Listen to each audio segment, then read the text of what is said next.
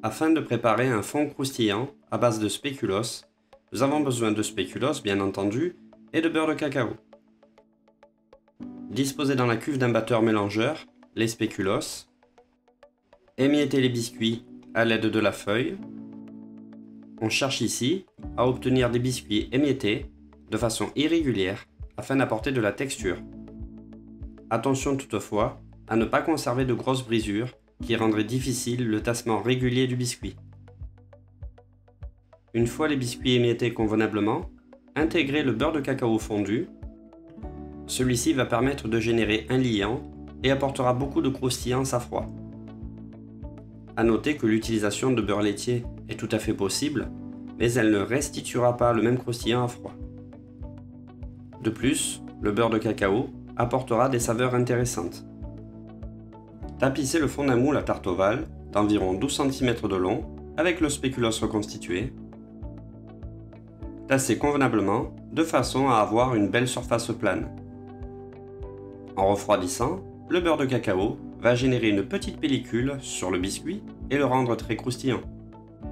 Une fois tassé, entreposez quelques minutes en surgélation afin de bloquer la structure. Afin de réaliser une crème citron au chocolat blanc, nous avons besoin de jus de citron, de zeste de citron, d'œuf entier, de sucre semoule, de gélatine et de chocolat blanc. Disposez dans une russe le jus de citron, les zestes de citron jaune ou vert, les œufs entiers et le sucre semoule.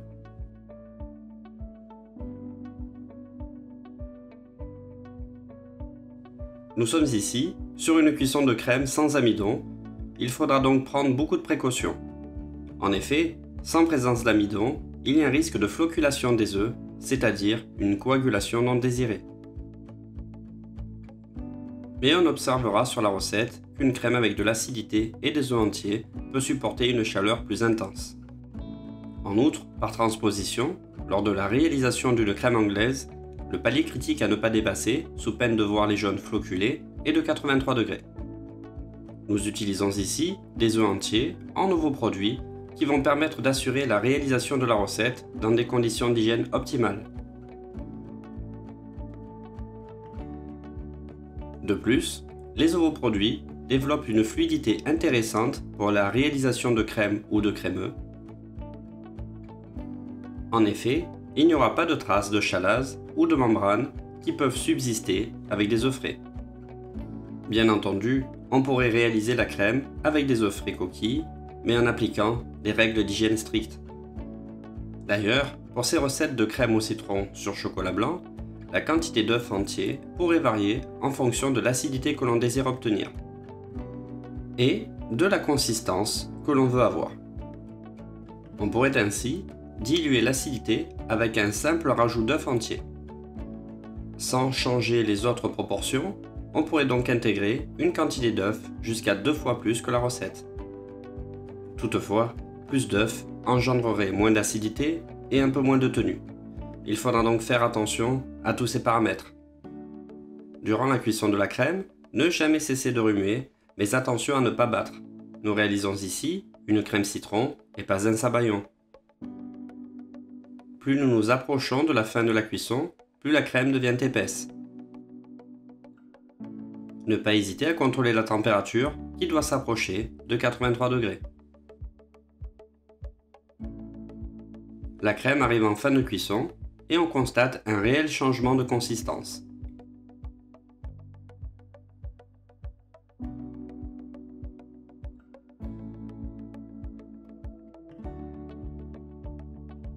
À 83 degrés, la crème est donc cuite. Si jamais la cuisson se prolongeait quelque peu et arrivait à une température proche de 90 degrés, la crème resterait toujours lisse et elle prendrait alors un tout petit peu plus de consistance. Attention toutefois à ne pas aller jusqu'à l'ébullition qui pourrait nuire à la qualité de la crème. Intégrez la gélatine.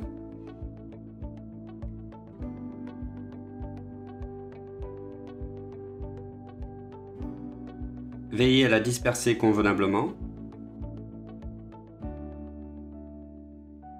Versez la crème chaude directement dans le verre doseur.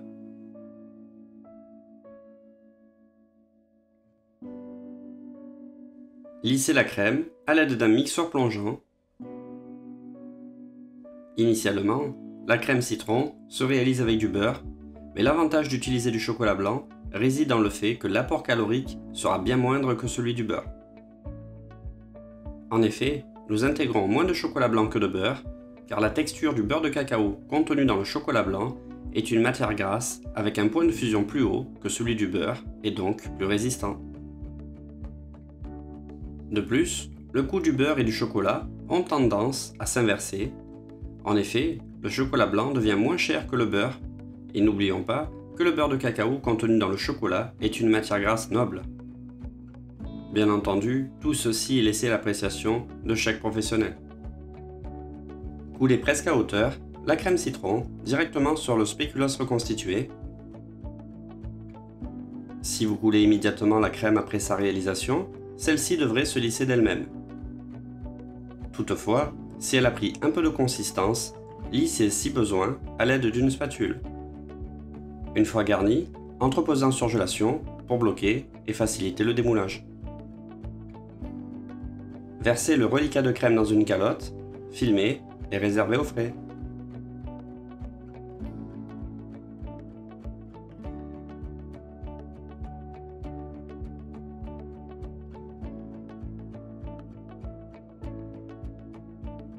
Afin de réaliser une meringue italienne, nous avons besoin de blanc d'œuf, d'eau et de sucre semoule. Cette meringue se construit en versant un sirop de sucre chaud sur des blancs montés. On obtiendra alors une meringue souple, plus ou moins chaude et brillante. Pour commencer, disposez dans une russe l'eau et le sucre semoule. Pour réaliser la cuisson d'un sucre, il y a des précautions à prendre pour la mener à bien. Cuire dans un récipient très propre et sec. Souvent, il est préconisé un poêlon en cuivre, mais l'entretien est fastidieux. Évitez de remuer pour éviter que le sucre masse, c'est-à-dire engendrer la formation d'une masse opaque et visqueuse. On pourrait intégrer du glucose à l'intérieur de la russe afin d'apporter une certaine viscosité à la meringue et surtout d'éviter que le sirop masse. En effet, le sirop de glucose est un anticristallisant. Il permet de prévenir la formation d'une masse visqueuse et opaque. C'est un agent graissant. On peut donc graisser le sirop, plus précisément lui ajouter un produit ayant un effet anticristallisant. Attention, il ne s'agit pas là d'intégrer une matière grasse. On pourrait donc intégrer du sirop de glucose à l'intérieur du sirop. Durant la cuisson, le sucre va passer par de multiples stades qui portent tous un nom, comme le petit boulet, le boulet et bien d'autres encore. Toutes ces appellations correspondant à des températures bien précises que le professionnel sait identifier. Pour les températures bien précises, contrôlez la cuisson avec un thermomètre. Lorsque le sirop arrive à 110 degrés, commencez par faire monter les blancs. Il peut être envisagé de monter les blancs avec un peu de sucre semoule afin d'éviter qu'ils grainent, ceci par mesure de précaution.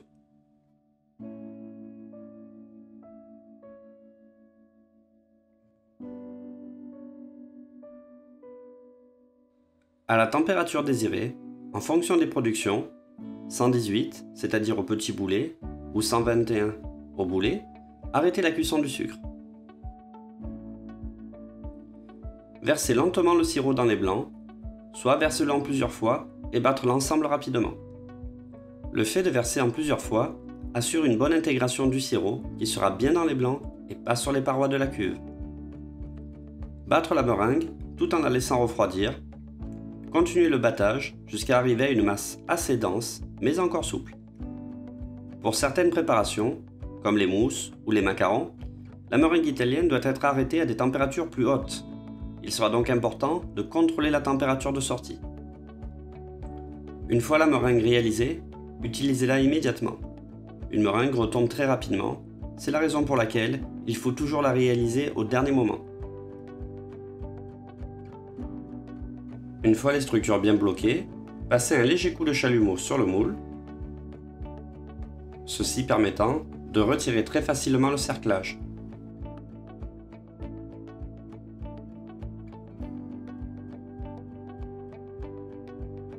À l'aide d'une douille unie numéro 10, pochez des boules de meringue italienne en quinconce tout le long de la structure.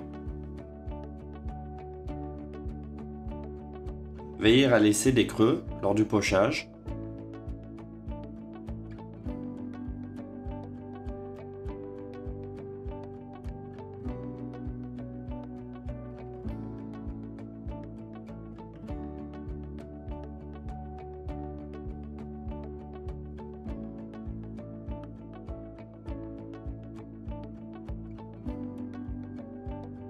Passez un léger coup de chalumeau de façon à colorer la meringue.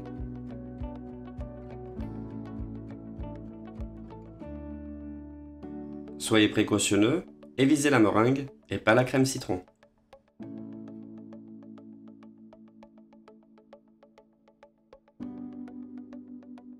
Travaillez délicatement le reliquat de crème à la maryse de façon à la rendre plus lisse.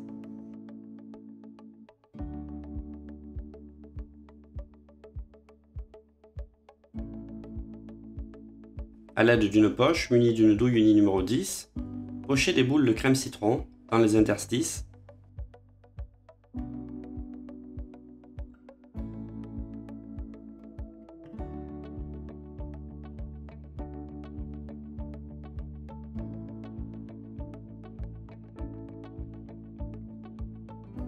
Apportez quelques râpures de zeste de citron vert,